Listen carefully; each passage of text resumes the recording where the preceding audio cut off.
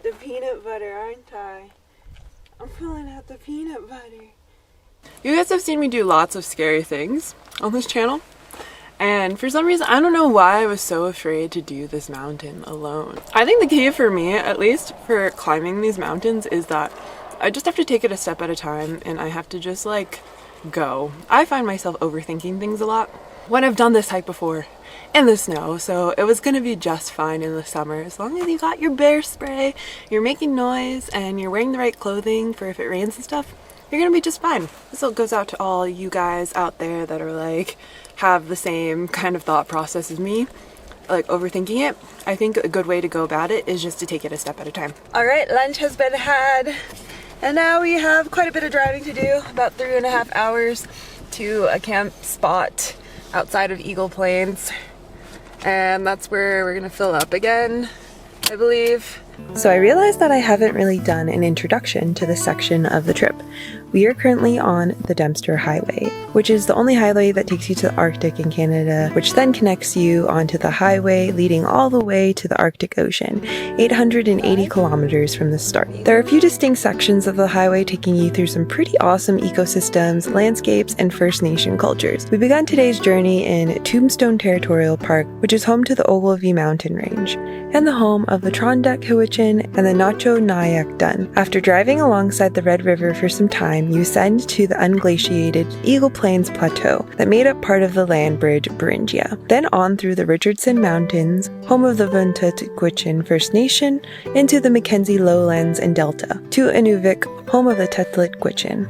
This road can range in its difficulty. Some days are rainy and muddy, some are dusty and dry, and in the winter it can be a frigid, dark, and slippery drive. So while it is the main highway which connects the communities of the far north to goods, fuel, tourists from around the world, you do want to be prepared for flat tires and to be potentially stuck for days at a time. I think it's interesting the various experiences people talk about driving this highway, and I do think it's due to how ever-changing the Dempster Highway is.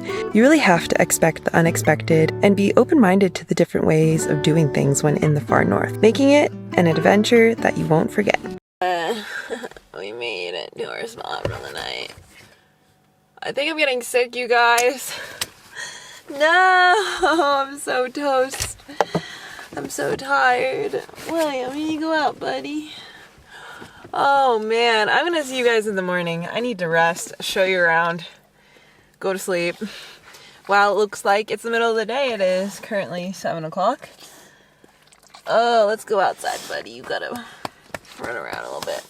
That's the thing about doing this on your own, is you don't have anybody to trade off driving with, so you're just like, yep. Once you get yourself a certain amount of miles in, you're guaranteed to have to drive those miles back. Okay, let's go outside, Will. This episode is brought to you by Vessi. On my hike to the top of Angel Comb Mountain, I wanted to try out their Storm Burst low top to see how they could handle a mountain. Turns out their grip was really useful for how steep it got in some places, while still being pretty lightweight. I also went on a 3-day backpacking trip on the Sunshine Coast with them, and I can definitely say they held up. They kept my feet dry and cool even through a couple super muddy sections on the trail. As you can see, they are definitely looking pretty used at this point, but let's flash back to a couple months ago when they were newer.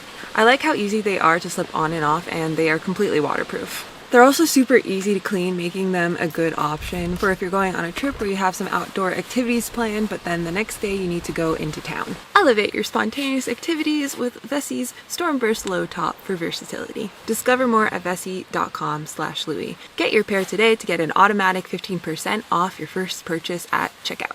And get ready to stay cool and dry.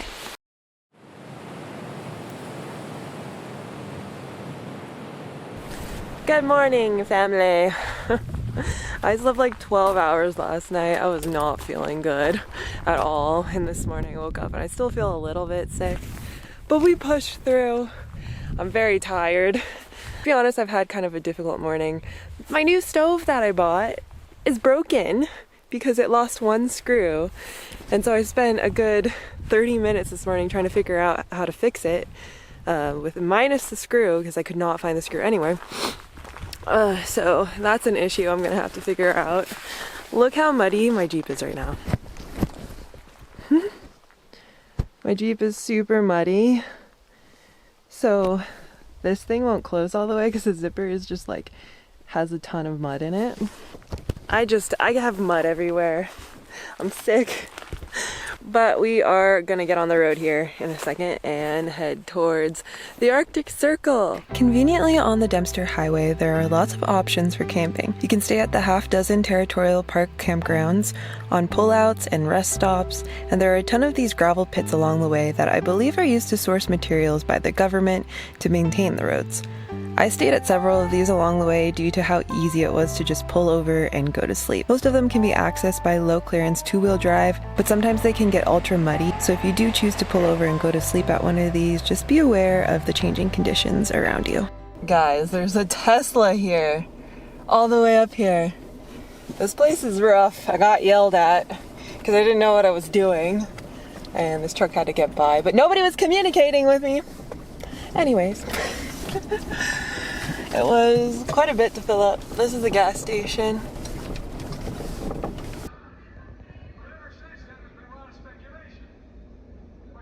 This stove is I got a lot of place here. I'm so hungry.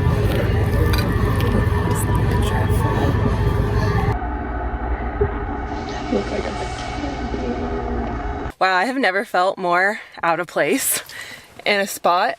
Everyone was very friendly in there, but I definitely was getting some looks like, who is this girl? What is she doing here? At least I felt that. It was a little strange. Burger was delicious though.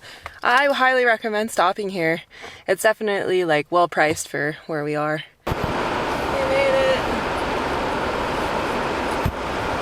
Focus camera.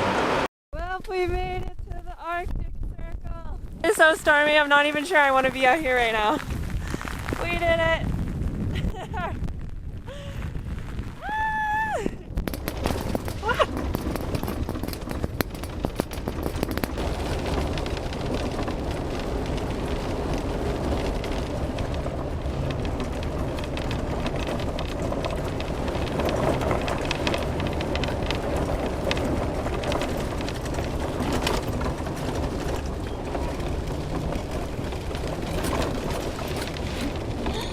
Halfway there. Oh. Literally living on a prayer. Okay, well, change of plans, guys. It is so windy and muddy out here that it keeps blocking my windows and my mirrors. The front's okay. I'm thinking I'm gonna stop until it stops raining and dries up a little bit because I just don't think it's safe at all to be driving like this. It's just too muddy. Mud's getting on my roof and then it's like dripping down because of the wind onto my window and I have to keep stopping to clean it. So I think I'm gonna wait for a little bit. We only drove 50 miles today. It's amazing how one day can be so utterly chill, and then 24 hours later, it could be very, very chaotic. I don't know what about today, man. I've given up on today. We're gonna keep driving tomorrow. So at this point in the journey, it may seem like I was having a hard time, and to be honest, this was kind of true. I think I underestimated the challenges of this drive up until this moment. But once I realized that anything could happen on the highway and I was on my own if anything happened, I started to focus more on the journey and less on the destination. I was going to have to take it a day at a time, challenge by challenge, in order to reach the Arctic Ocean safely and in one piece. Good morning, everyone. I am in awe right now at how much you should listen to your instincts, because last night I was parked way over there, right next to what I thought was the riverbank, and I laid down to watch a movie, and I looked up and I was like, oh, the water's kind of creeping up a little bit. I should probably move. So I moved over like into the middle, and then I was like looking around. I was like, this looks like this could be a path for a river. And what do you know? The river water is moving all the way through here, down here. I wish I got it before, because this whole area was just like, looked like just a gravel lot. But was I ever wrong when I first got here yesterday? And then I was like, I just had the feeling that I should probably park right here. And look how close the water is to where my Jeep is. Definitely listen to your instincts, use logic, like when you're out here. Ooh, and there's some fresh moose poop here. Oh man, that could have been so bad, you guys. So bad, because it's moving pretty quickly over there. Wow. Listen to your instincts and use logic. Wow. This spot is pretty rough because there's also a ton of mosquitoes out there. Like it's bad. I'm pretty tolerant of mosquitoes at this point, just living this way up here. But that was like a no-go, so I had to use my kettle. Well, besides the fact my stove's also broken, I used my kettle and some instant coffee. And we're having coffee. We're having breakfast inside today. And then we really gotta get on the road and get to Inuvik, because we need service to upload the last video. Is this a good use case for Starlink? I think so. I don't really want to get one because I feel like it takes away, definitely, from being in the peace and quiet of nature. Because you feel like you could just turn your Starlink on even if you don't have cell service, and then you suddenly have cell service. When the point of being out of cell service is to have time off from being on social media, or like feeling like you need to be on social media and stuff. So it's a balance. Oh, I'm just itching my earlobe because a mosquito bit my earlobe. Yeah, William, he had mosquitoes all over him. I had to make him come inside. Yeah, baby, you ready for your breakfast too? Mother Nature really be asking for respect today. Huh, William?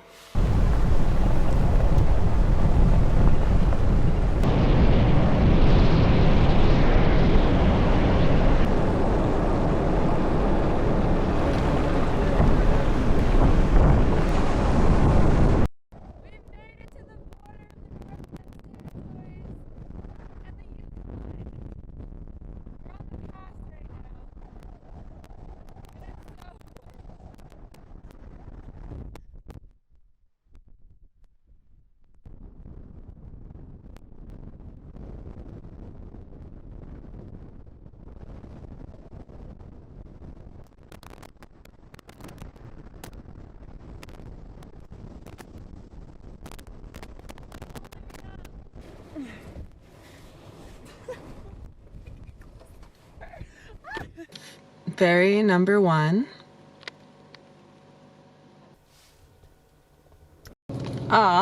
Just talked a really nice man. I just love how friendly people are in the north. That has just been my experience this whole time, is everybody's looking out for you.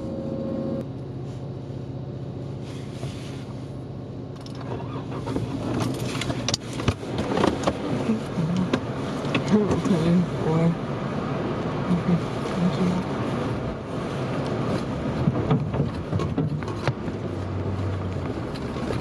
it some speed. Wow. Two things. Look how muddy the Jeep is. I have to clean off the lights because they were covered in mud.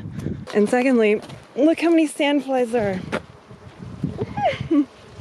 I'm realizing now how far out I was because of how I'm feeling currently, that I know that there are more people around here in this area versus down where I was last night and the night before.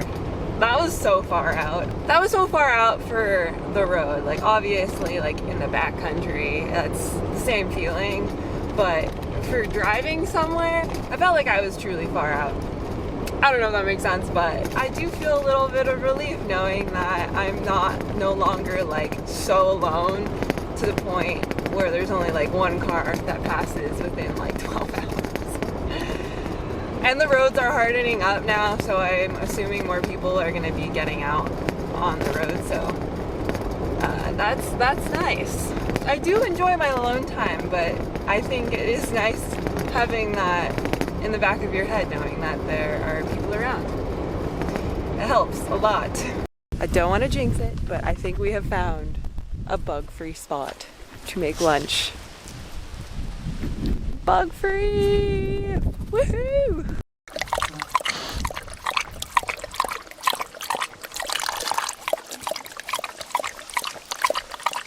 Upon arriving at our second river crossing by ferry, we discovered that there was no way we were going to get across the Mackenzie River for a while. Okay, so update everybody. I talked to a person who said they've been here since Thursday. Today is Saturday, and they told me that there's some sort of maintenance problem with like their fire system that they have to fix, so they're waiting on a part to be able to run the ferry again legally. Basically the ferry's down, and so that means I can't get to Inuit, and thus I can't get to Tuck yet. So there's really good service here actually, which is great. So I'm gonna finish editing my video for this week and upload it here and hang out. I have enough food probably until Monday. There is a store at Fort McPherson back like I think 30-40 miles. If I do need more food, I can head there. I basically have a week before I need to turn around and get back. So yeah, let's hope that Monday is the day it reopens. Yeah, there are a lot of people here right now waiting. Some of them have been here since Thursday, which is amazing, but yeah. Tuck or bust. Thanks for watching, everyone. Tune in next week for the final episode of my Arctic Ocean journey to see if we finally make it to our destination.